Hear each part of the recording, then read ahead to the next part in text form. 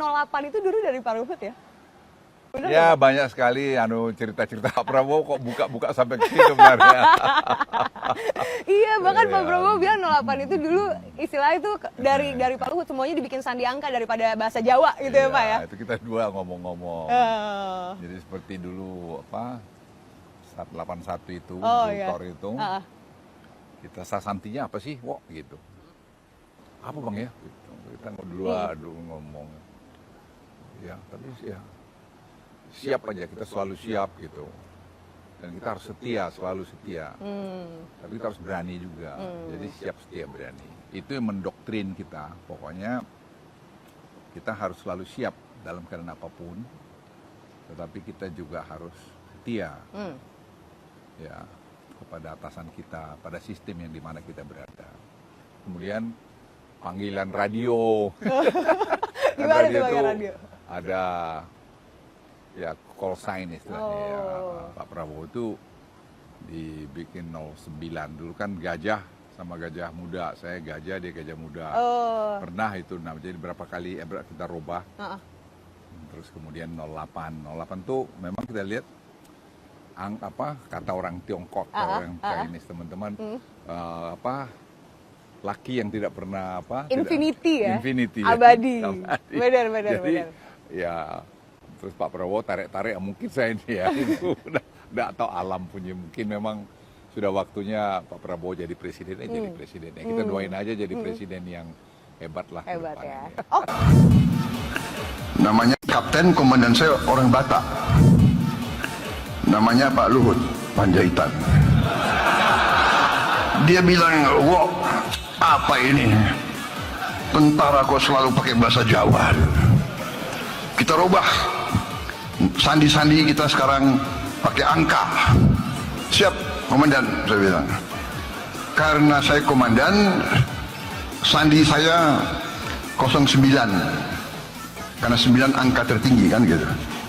Kau wakil saya, kau 08. Siap. Dari kapten sampai jenderal, sampai pensiun, sampai jadi presiden terpilih, saya dipanggilnya 08 terus. Saya baru sadar, oh jangan-jangan ini mungkin ada sesuatu kekuatan yang beri saya angka 8, akhirnya saya jadi presiden ke-8. Tidak seperti Anies Baswedan yang melupakan jasa-jasa orang yang mengangkat dirinya menjadi gubernur. Namun demikian Prabowo mengucapkan terima kasih kepada Joko Widodo yang mendorong maju sebagai presiden.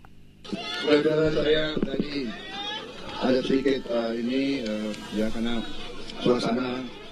Saya ingin juga menyampaikan terima kasih saya dan penghargaan saya yang sebesar-besarnya kepada Presiden Republik Indonesia Pak Joko Widodo.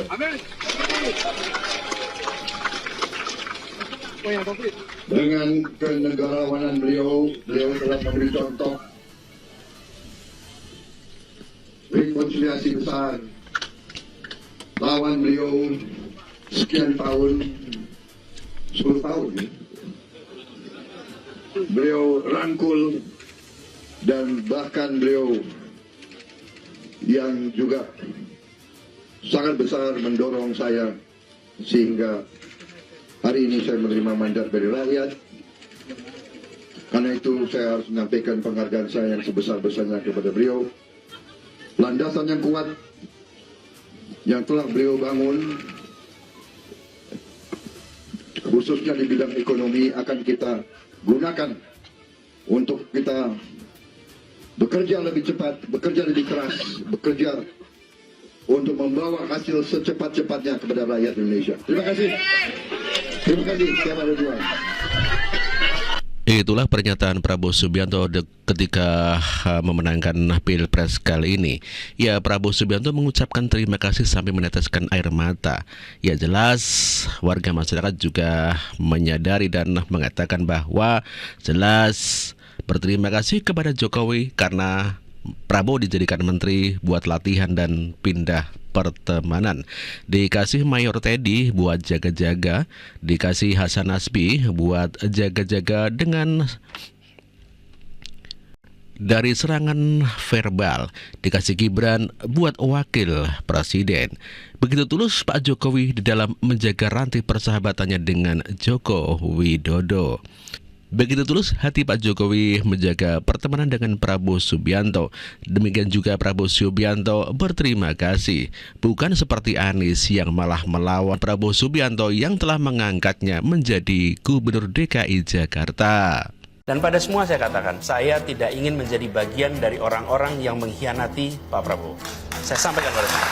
Jadi Mas Anies, ketika itu syaratnya kalau Pak Prabowo masih jadi calon presiden, Anies Baswedan tidak akan maju. Tapi kalau Pak Prabowo tidak nyapres, mungkin saja lain. Dan saya tahu persis bahwa Pak Prabowo memang akan menjadi calon presiden. Jadi saya sampaikan pada semua bahwa calon adalah Pak Prabowo. Karena itu, jangan memikirkan tentang nama-nama lain. Dan jangan harap saya menyatakan bersedia, apalagi menjadi poros ketiga, tidak mungkin. Selama masih ada Pak Prabowo ketika itu. Dan itu komitmen saya dengan Pak Prabowo.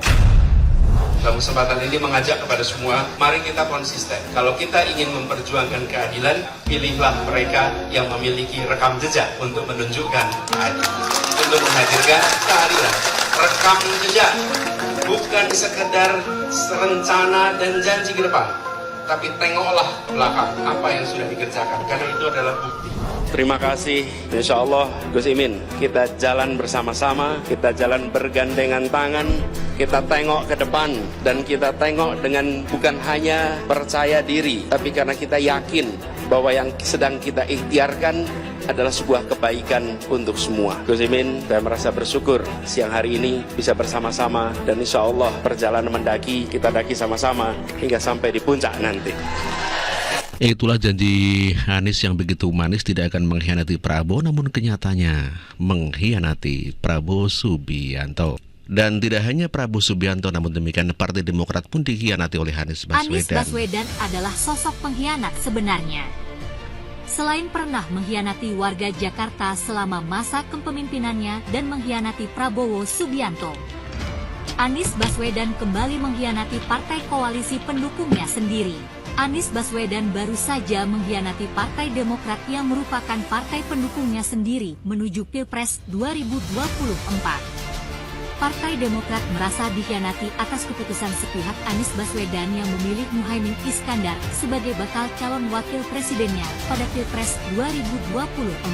Keputusan yang dibuat antara Nasdem PKB itu hanya dilakukan secara sepihak oleh Anies Baswedan tanpa melibatkan Partai Demokrat dan PKS yang merupakan koalisi perubahan. Padahal, dari awal Anies Baswedan sudah menjanjikan Ketua Umum Partai Demokrat yang akan mendampinginya pada Pilpres 2024. Dan ini adalah ngelesnya Anies Baswedan ketika diputar kembali video pada saat dia tidak mengkhianati Prabowo Subianto, namun demikian kenyataannya Anies mengkhianati Prabowo. Dan ini adalah ngelesnya Anies. Saya ingin ke Mas Anies, karena ini dalam tema narasi yang dibangun bahwa ada yang berkhianat dan sebagainya. Ada yang kemudian akhirnya ramai diputar lagi, Mas. Percakapan kita di Mata Najwa 5 tahun yang lalu. Ketika waktu itu konteksnya adalah, kita dengarkan saja supaya bisa dapat gambaran, kita lihat video Mata Najwa 2018. Dalam pertemuan itulah Pak Prabowo menanyakan yang mungkin yang terakhir, yang ketiga kalinya. Jadi, Pak Anies, apakah Pak Anies bersedia untuk menjadi calon wakil? Dan saya sampaikan, Pak Prabowo ini sebuah kehormatan yang luar biasa. Karena ada 260-an juta orang dan saya diminta untuk menjadi pendamping. Mas Anies, saya harus tanya, apakah Anda menolak ini karena tawarannya cawapres? Tapi kalau tawaran capres mungkin saja akan berbeda? Tidak pernah ada tawaran capres. Tidak pernah ada tawaran capres dari Pak Prabowo? Ya. Tapi dari pihak-pihak lain, ada beberapa tawaran capres ke Anda, Mas Anies? Betul. Dan pada semua saya katakan, saya tidak ingin menjadi bagian dari orang-orang yang mengkhianati Pak Prabowo. Saya sampaikan pada semua. Begitu Pilpres selesai, saya bertemu dengan Pak Prabowo. Dan saya sampaikan kepada Pak Prabowo, saya sampaikan pertama, mission accomplished. Tugas yang dititipkan kepada saya untuk di Jakarta, dari PKS, dari Gerindra, telah saya laksanakan dan Alhamdulillah mission accomplished. That's report number 1. Laporan nomor kedua, saya katakan Pak Prabowo, Gubernur Jakarta akan selalu dapat perhatian. Aneh kalau kita bilang, oh kaget dapat perhatian. Tidak, Gubernur Jakarta itu selalu dapat perhatian. Karena itu saya sampaikan kepada Pak Prabowo dari sekarang. Ini masih tahun yang lalu. Pak Prabowo, I will not intercept on your candidacy. Saya tidak akan memotong proses pencalonan Pak Prabowo dan proses kampanye Pak Prabowo. Dan komitmen itu saya pegang. Siapapun yang bertemu dengan saya, mendiskusikan soal ini, selalu saya katakan bahwa saya memiliki komitmen dengan Pak Prabowo. Tidak ada yang tahu kecuali saya dan Pak Prabowo. Tidak ada yang tahu. Yang lain dengar ceritanya aja. Jadi Mas Anies, Anda mengiyakan bahwa memang tawaran-tawaran maju itu berdatangan? Berdatangan, tapi saya selalu katakan pada semua, meskipun tidak ada saksi dalam pertemuan itu, tapi kata-kata saya diingat oleh Pak Prabowo dan diketahui tentu oleh banyak orang, bisa saya sampaikan kepada semua, saya pegang itu. Jadi, ketika ada yang datang mendiskusikan, saya sampaikan, selama ini ada Pak Prabowo, saya tidak mau memikirkan, not even thinking. Mas, statement itu kemudian disebutkan itu Anda mengkhianati Pak Prabowo, karena tadi Anda menyebutkan selama Pak Prabowo ada dalam pencalonan, kurang lebih itu Anda tidak akan intercept. Ya. Itu ada timeline waktunya, ada expiration time-nya kah ketika Anda menyebutkan komitmen itu? Ya, kalau ini saya ditawarin makan, nggak mau makan, saya kenyang. Apa kemudian seumur hidup saya kenyang? Ya pada saat ini, saya katakan saya kenyang, itu kira-kira. Ya, analogi aja. Nah, apa yang saya sampaikan pada saat itu tahun 2019. 18. Ya? Oh, 18, maaf, tahun 2018. Nah, pada saat itu saya belum bertugas 1 tahun di Jakarta. Jadi, tadi saya menyebutnya selesai pilpres. Sebetulnya maksudnya selesai pilkada. Selesai pilkada, saya sampaikan ke Prabowo bahwa saya akan fokus di Jakarta 5 tahun. Jadi, ketika setahun kemudian saya diundang menjadi cawapres, diundang menjadi capres, saya berkatakan tidak. Ketika jadi cawapres, saya bilang sama Pak Prabowo bahwa saya berjanji 5 tahun di Jakarta. Dan Pak Prabowo mengatakan itu. Jawaban saya itu sama Pak Prabowo dikatakan kalau tidak salah pada saat beliau mau mencalonkan. Di rekaman yang sama pada malam itu waktu Nana tanya, itu saya ditunjukkan waktu itu rekamannya Pak Prabowo di Masjid Sunda Kelapa pada saat beliau akan maju mendaftar. Saya akan minta produser, boleh tolong produser dicek supaya nanti saya akan bisa kita lihat juga. Boleh diteruskan dulu Mas Anies? Ya, jadi ada di bagian awalnya bahwa Pak Prabowo menyebut Anies berjanji 5 tahun di Jakarta. Oke? Dan kemudian itulah yang saya sampaikan bahwa selama 5 tahun saya akan fokus di Jakarta. Saya tidak tahu apa yang terjadi kemudian. Ya inilah yang menjadi komitmen kami. Jadi kami ingin memastikan bahwa apa yang dilakukan oleh semua pendukung untuk kerja di Jakarta jangan ditinggalkan. Dan Pak Prabowo ini akan maju Pilpres tahun 2019. Yang kita semua tahu beliau akan maju. Jadi saya katakan saya tidak akan mengintercept pencalonan Bapak. Tahun 2019 besok. Selesai. Jadi itu semua sudah ditunaikan. Jadi tidak ada yang dikhianati. Ini adalah satu komitmen menuntaskan kerja di Jakarta. Tidak akan belok dari tugas di Jakarta. Dan saya tunaikan tugas ini hingga selesai. Saya mau cek, apakah produser Mata Najwa sudah menemukan cuplikan itu? Boleh tolong diputarkan?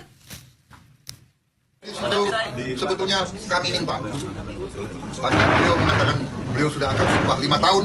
Beliau harus setia kepada sumpahnya kepada rakyat dan sebagainya. Ya kan? Ini yang Anda maksud Mas Anies? Ya, jadi ketika kita berbicara itu konteksnya 5 tahun kemarin. Bahwa saya berkomitmen untuk di Jakarta, saya tidak akan kemudian mengkhianati komitmen saya. Komitmen saya juga Pak Prabowo. 5 tahun saya akan di Jakarta dan itu saya selesaikan. Jadi ini Itulah ngelesnya Anies Baswedan. Dia mengatakan bahwa janjinya 5 tahun pada saat menjadi gubernur untuk menuntaskan tugasnya sebagai gubernur. Namun setelah menjadi gubernur 5 tahun, dia mengatakan sudah selesai tugasnya menjadi gubernur, menuntaskan tugasnya, dan kalau sudah 2024 ini adalah bukan tanggung jawabnya Anies. Oleh karenanya Anies boleh dong nyapres dan melawan Prabowo sendiri. Itu secara hukum dan tata bahasa memang benar, namun demikian secara etika dia tidak punya etika. Makanya Prabowo sendiri ya mengatakan etik apalah etik, karena Anies tidak punya etika.